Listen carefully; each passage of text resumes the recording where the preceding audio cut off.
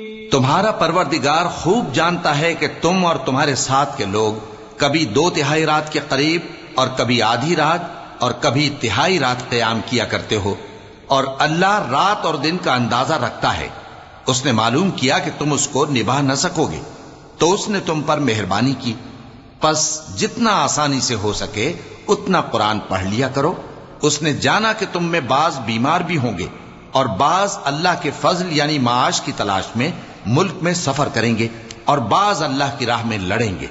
तो जितना आसानी से हो सके उतना कुरान पढ़ लिया करो और नमाज कायम करते रहो और ज़कात अदा करते रहो और अल्लाह को नेक नियति से कर्ज देते रहो।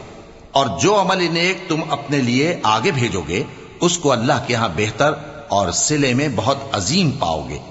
और अल्लाह से बख्शिश मांगते रहो, बेशक अल्लाह बख्शने वाला है, मेहरबान है।